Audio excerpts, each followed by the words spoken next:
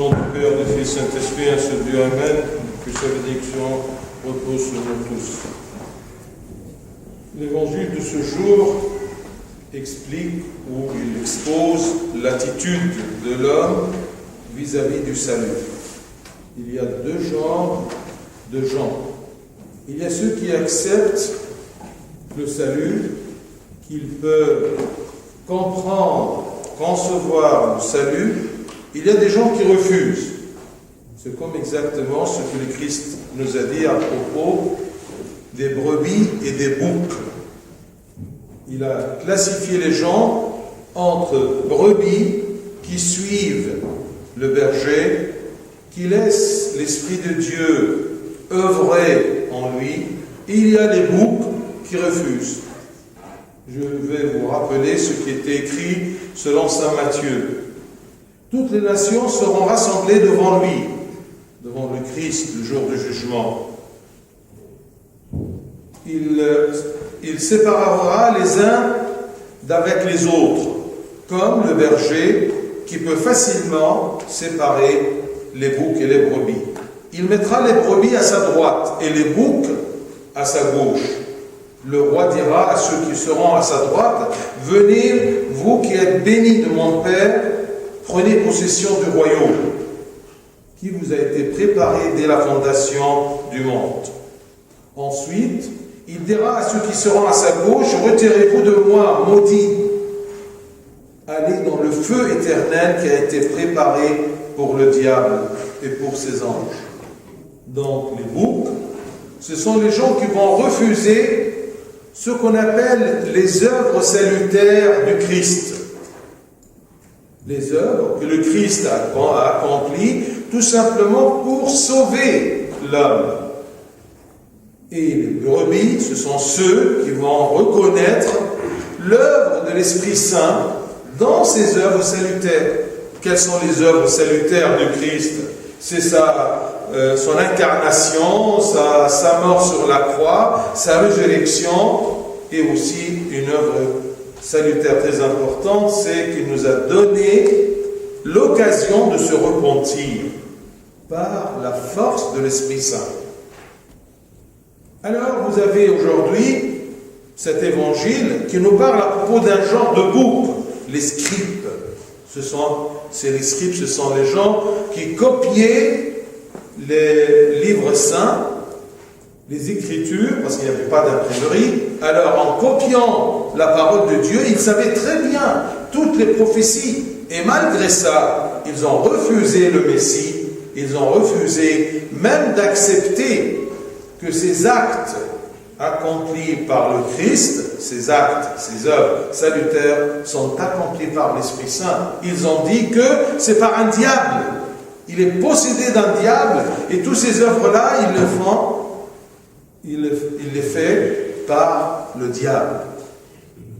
Donc, c'est écrit que les scribes sont descendus de Jérusalem tout simplement pour accuser Jésus qu'il chasse les démons par Belzéboul, le prince des démons. Le Christ a commencé à se défendre en expliquant que c'est évident qu'aucun royaume se divise sur lui-même peut persister. Le but du démon, c'est tout simplement de captiver, de posséder les âmes pour le compte de l'enfer. Alors comment les démons préfèrent capter les âmes? Il y a un autre démon qui dit, ah non, libérez cette âme-là de notre royaume, l'enfer. Ça ne marche pas. Donc, ils ont refusé, ces scribes, de reconnaître l'œuvre du Saint-Esprit dans les miracles accomplis par le Christ. Et c'est pour cela que le Christ nous a dit, attention, si c'est par le doigt de Dieu que je chasse les démons, le royaume de Dieu est donc venu vers vous. Si Dieu le Père, par son amour, il nous a donné une occasion que moi, son Fils, je sois incarné et je viens, et par le doigt de Dieu. Le doigt de Dieu, c'est l'Esprit Saint. Vous comprenez bien le rôle du Christ et de l'Esprit Saint, c'est comme si le Christ, Fils de Dieu incarné, il est venu, il œuvre. Comment? Quelle est sa main? Eh bien, c'est l'Esprit Saint. C'est comme si Dieu, quand il veut œuvrer, quand il veut faire quelque chose, le Fils, quand il veut faire quelque chose, eh bien, c'est par le doigt de Dieu, c'est par la main de Dieu, c'est par l'Esprit Saint.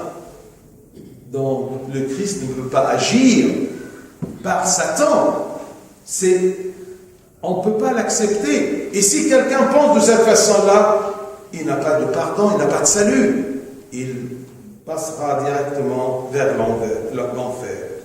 Donc, par la présence, par l'arrivée du Christ et par ses œuvres, par le doigt de Dieu, l'Esprit Saint, eh bien, le royaume de Dieu est venu vers nous. Nous sommes proches du royaume des cieux. On a les moyens maintenant de passer au royaume des cieux. Le Christ dévoile dans ce texte, dévoile aussi la vérité et la nature de son pouvoir. Et c'est pour cela qu'il a expliqué son pouvoir en citant la parabole de l'homme fort. Il nous a dit tout simplement, s'il y a un homme fort dans sa maison, personne ne peut rentrer pour piller ses biens que s'il est plus fort que lui. Il doit le ligoter d'abord. Donc, l'homme fort, c'est qui? L'homme fort, c'est Satan, prince de ce monde. Et sa maison, c'est quoi? C'est le monde où on vit. C'est le prince du monde. Et c'est bien, ce sont les âmes captivées, possédées par cet homme fort, par Satan. Et le pilleur le plus fort, c'est qui? C'est le Christ. Il vient, il rentre dans ce monde-là et il libère ces âmes captives. Et avant de libérer ces âmes, il lie l'homme fort, Satan. C'est pour cela que les pères de l'Église nous disent toujours que Jésus peut lier Satan et libérer les âmes par la croix. Comment le Christ a fait ceci?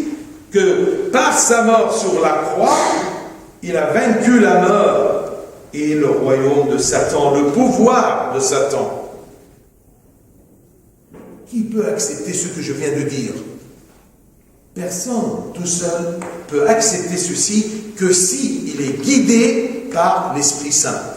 C'est ça la force de compréhension, de sagesse donnée à l'homme pour qu'il puisse comprendre ces vérités divines. Et cet acte-là de lier le fort, de lier Satan, c'est expliqué dans l'Apocalypse, chapitre 20, quand c'est écrit « Puis je vis descendre du ciel un ange ». Cet ange-là, c'est le Christ. Qui avait la clé de l'abîme, de l'enfer, et une grande chaîne dans sa main.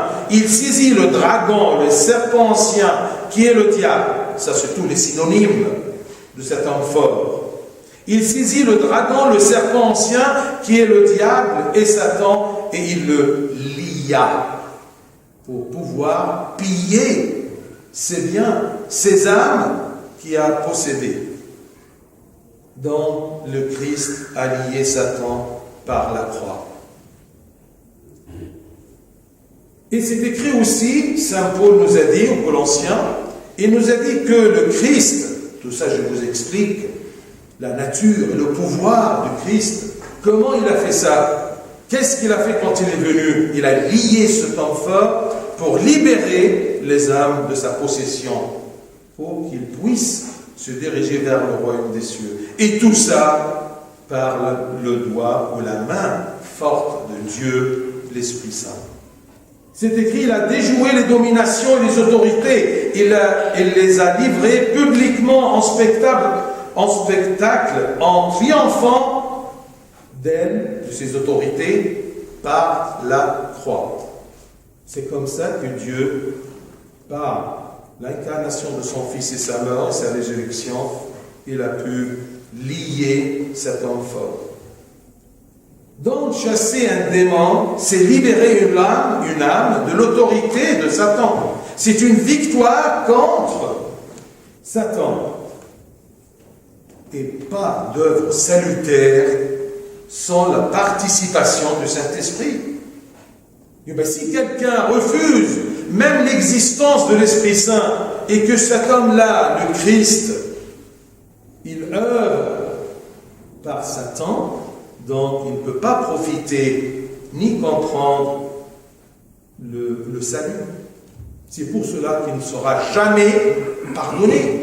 S'il blasphème, blasphémer, c'est-à-dire dire des choses fausses contre des vérités divines, contre Dieu. Si tu dis quelque chose contre Dieu, eh bien c'est un blasphème.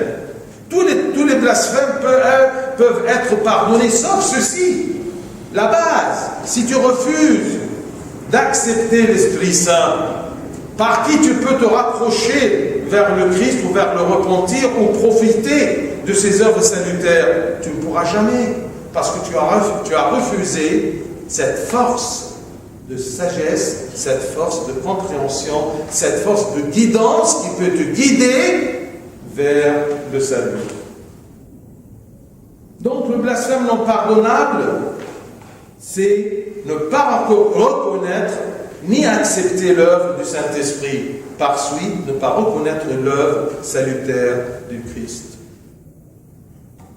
Et n'oublions pas que Saint Jean nous a dit: « Or, la vie éternelle, c'est qu'ils te connaissent, toi, le seul vrai Dieu et celui que tu as envoyé, Jésus-Christ. » Qui est Jésus-Christ? Est-ce que c'est un homme normal? Est-ce que c'est un prophète comme Moïse? Non, c'est un Messie, c'est un sauveur. C'est le Fils de Dieu incarné qui œuvre par le doigt de Dieu, qui œuvre par l'Esprit Saint. Même, regardez si tu refuses l'Esprit Saint, sa présence, son existence, c'est écrit que nul ne peut dire Jésus est le Seigneur si ce n'est par le Saint-Esprit. Si tu n'as pas cet Saint-Esprit, tu ne peux pas comprendre et tu ne peux pas dire que Jésus est Dieu, que Jésus est le Seigneur, que Jésus est le Sauveur qui va te libérer de la captivité de Satan. Donc, si tu refuses, si tu blasphèmes contre l'Esprit Saint, eh bien, tu n'auras jamais le pardon. Si tu refuses toute ta vie d'accepter et de reconnaître l'Esprit de Dieu qui œuvre dans les œuvres salutaires de Christ, tu ne pourras jamais être pardonné ni sauvé. Le péché impardonnable, donc, c'est blasphémer contre le Saint-Esprit, refuser et nier l'œuvre du Saint-Esprit dans les œuvres salutaires de Christ. Je répète, pour que ça soit clair dans votre tête. Donc, le blasphème, c'est le refus de la divinité du Christ. Si le Christ œuvre par Satan, donc ce n'est pas le Messie, ce n'est pas Dieu. Mais s'il œuvre par le Saint-Esprit, le doigt de Dieu, donc il est le Messie, à qui nous croyons et on le suit. La nature de ces œuvres salutaires, elle est accomplie par le doigt de Dieu, par la force du Saint-Esprit, par la main de Dieu. Donc le blasphème contre le Saint-Esprit, c'est attribuer les œuvres salutaires de Christ à Satan. Est-ce que c'est évident? Non. On ne peut pas être sauvé si on se comporte de cette façon-là. On se comporte comme les boucs qui refusent le salut, refusent le Saint-Esprit. Et c'est pour cela que durant les tropères, les prières de la Béa, en 3e heure, on demande que l'Esprit Saint, eh bien, il envahit nos cœurs et nos pensées pour que nous puissions suivre le Christ et comprendre qui est le Messie, de dire que Jésus est le Seigneur. Deuxième genre, ce sont les brebis. Ce sont ces gens-là qui étaient avec le Christ et, comme il a dit, qui font la volonté de Dieu.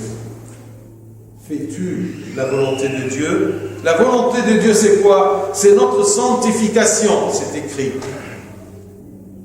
La volonté de Dieu, c'est votre sanctification. Comment puis-je me sanctifier si je refuse l'Esprit Saint? C'est lui qui peut me sanctifier par les œuvres salutaires et par ma volonté qui suit la volonté de Dieu. Quiconque fait la volonté de Dieu, il est libéré de la possession de Satan. Et c'est quoi la volonté de Dieu? C'est de suivre, d'accepter les œuvres salutaires du Christ. Là, tu dois te demander cette question-là à la fin de l'année copte. C'est pour cela qu'on a ces lectures. Es-tu des brebis qui s'intéressent aux œuvres de Christ salutaire, qui connaissent la valeur de ces œuvres, qui connaissent l'œuvre de l'Esprit Saint ou pas? Profites-tu de ces œuvres salutaires que le Christ nous présente ou pas? Ou tu commences à fouiner comme ces bougs, ces scribes qui cherchent en disant que est-ce que c'est vrai, c'est le Christ, et comment il agit ce Christ-là, et ce qu'il fait, mais on peut le faire, et tu commences à te perdre loin de la sagesse que Dieu t'a donnée pour comprendre le Christ et ses œuvres salutaires. إنجيل النهارده بيشرح موقف الإنسان تجاه الخلاص. هل الإنسان بيفهم الخلاص ولا ما بيفهموش؟ هل بيستفيد من الخلاص ولا لا؟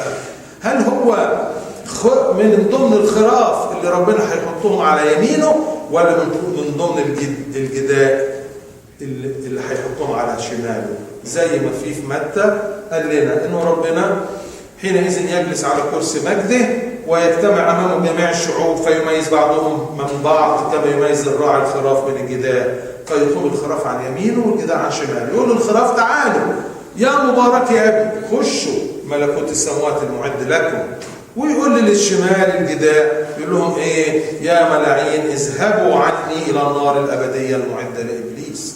ايه هم الجداء؟ النهارده يدونا صنف من هؤلاء الجداء اللي هم الكتبه، نزلوا من اورشليم عشان يشككوا في المسيح، الكتبه اللي عارفين الشريعه وعارفين النبوات وعارفين كل حاجه، ازاي يخطئوا؟ لانهم بكل بساطه رفضوا الروح القدس اللي يساعدهم على انه يفهموا ويقدروا اعمال المسيح الخلاصيه. المسيح جه عشان يعمل باصبع الله، وهو يقول لنا إن كنت أنا بإصبع الله أخرج الشياطين فقد اقترب منكم ملكوت الله.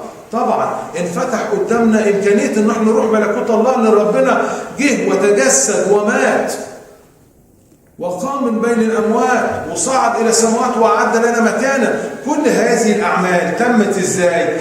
تمت بالشيطان ببعلزبول؟ لا طبعا، تمت بالروح القدس بإصبع الله الذي نعتبره الروح القدس انه يد الله اللي بيعمل بيها المسيح.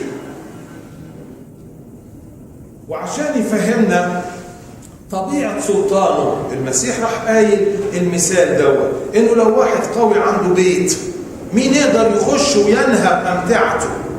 مين هو هذا الانسان القوي؟ هو الشيطان. وفين بيته؟ هو العالم، لان هو رئيس هذا العالم. الشيطان دوت يمتلك أمتعة، يمتلك نفوس، وده هدف الشيطان انه ياخد كل نفس ويوديها ويعدها للجحيم. فازاي يجي شيطان تاني يعمل عكس هدف المملكة دي؟ انقسمت مملكة في هدفها تسقط، مملكة الشيطان لسه ما سقطتش. فيبقى إذن مين هو القوي اللي يقدر يخش ويربط هذا القوي في بيته وينهب أمتعته ويخلص هذه النفوس اللي في قبضته؟ المسيح. بس ازاي المسيح يعملها؟ تمام، بالروح القدس بإصبع الله. يبقى المسيح بيكشف لنا حقيقة وطبيعة سلطانه. مين يقدر يفهم طبيعة سلطان هذا المسيح إلا إنسان يترك الروح القدس يعمل في داخله عشان يفهمه ويقوده إلى معرفة هذه الحقائق الإيمانية، الحقائق اللاهوتية. ما هو التجديف عبارة عن إيه؟ إنك أنت تفكر أو إنك تقول حاجة ضد الطبيعة الإلهية، ضد الله، هو ده التجديف. ممكن تجدف على أي حاجة، لكن لما تجدف على الأساس اللي هو الروح القدس اللي بيساعدك على الفهم، يبقى إزاي تخلص؟ مش ممكن. لو أنت قعدت طول عمرك تجدف على الروح القدس وترفضه وترفض عمله فيك، يبقى إذا هتقضي حياتك كلها في الأرض في بيت هذا القوي ولا تتخلص من قبضته. لا يوجد عمل خلاصي بدون الروح القدس. ترفض الروح القدس ترفض كل عمل خلاص. عشان كده يوحنا يقول لنا هذه الحياة الأبدية. عاوز الحياة الأبدية؟ اعرف الله. هي أن يعرفوك أنت الإله الحقيقي وحدك ويسوع المسيح الذي أرسلته. مين اللي يساعدك على المعرفة دي؟ الروح القدس. عشان كده يقول لنا ليس أحد يقدر أن يقول يسوع رب إلا بالروح القدس. هو ده المعونة، هو ده يد الله اللي بتساعدك إنك تعرف إن هذا المسيح، هذا الإنسان اللي اسمه يسوع، ده المسيح، ده اللي هيخلصك. لو ترفض الكلام دوت وما توصلش إلى إدراكه لأنك رفضت وجدفت ضد الروح القدس طول حياتك، إذن ليس لك مغفرة. التجديف هو رفض لاهوت المسيح وإنكار طبيعة أعماله الخلاصية. إنك بتقول لا ده ببعلزبول، ده ما فيش روح قدس. تجدف على الروح القدس يبقى أنت جدفت على كل حاجة، يبقى مالكش طريق للخلاص. بدون ابتداء زي الكتبة. لكن الخراف هو اللي طلع المسيح وقال هذا هو أبي وأمي وهذا هم أخوتي وأمي. من هم الذين يعملون إرادة الله؟ الذين يصنعون إرادة الله. مش ممكن تعمل إرادة الله وتتبع إرادة الله وتخضع إرادتك لإرادة الله إلا بالروح القدس. لو رفضت الروح القدس هتقدر تتبع إرادة الله إزاي؟ إرادة الله هي خلاصكم أو هي قداستكم. دي إرادة الله مكتوبة كده، إرادة الله التي هي قداستكم. إزاي تتقدس وأنت ترفض الروح القدس اللي بيساعدك على هذا التقديس وهذا الخلاص؟ إذن اسأل نفسك دايما، هل أنا من الخراف الذين يتبعون إرادة الله وأصنع إرادة الله بقوة الروح القدس وأتبع المسيح بقوة الروح القدس، ولا أنا من الجداء؟ ولا أعوذ بالله إنك تكون من الجداء الذين يجدفون ضد الروح القدس. إله السماء يعطينا هذه النعمة، نعمة الروح القدس التي بها نتبع المسيح وتكون إرادتنا تابعة لإرادة المسيح. له المجد الدائم إلى الأبد. آمين.